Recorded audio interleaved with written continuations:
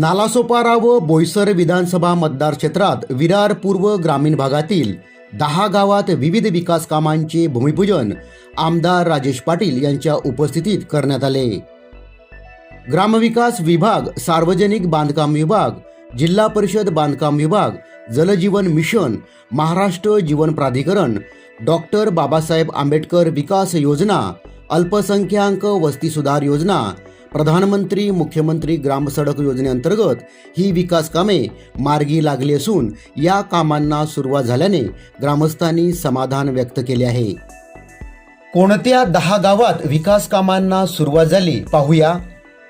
खार्डी डोळीव, खानिवडे भाताणे, मांडवी शिवणसई, पारोळ तिलेर, कोलोशी मेढेफाटा, शिरवली सायवन या गावात 43,50,00,000 रुपये खर्च असलेल्या विविध विकास कामांचे भूमिपूजन करण्यात आले।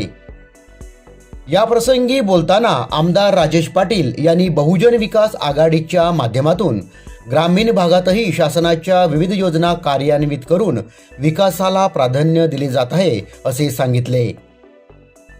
यावेळी भूमिपूजन कार्यक्रमात ठाणे जिल्हा मध्यवर्ती सहकारी बँकचे अध्यक्ष राजेंद्र पाटील, माजी खासदार बळीराम जाधव, वसई पंचायत समिती सभापती अशोक पाटील, ग्रामविकास मंडळाचे अध्यक्ष DK पाटील, माजी नगरसेविका रमा केणी, माजी सभापती गीता पाटील, बाजार समितीचे उपसभापती पांडुरंग पाटील, बाजार समितीचे सर्व संचालक, आजी माजी जिल्हा परिषद सदस्य, उपसभापती व सदस्य, संबंधित खात्याचे पदाधिकारी, ग्रामपंचायत सरपंच, उपसरपंच, सदस्य, पदाधिकारी यांची उपस्थिती होती।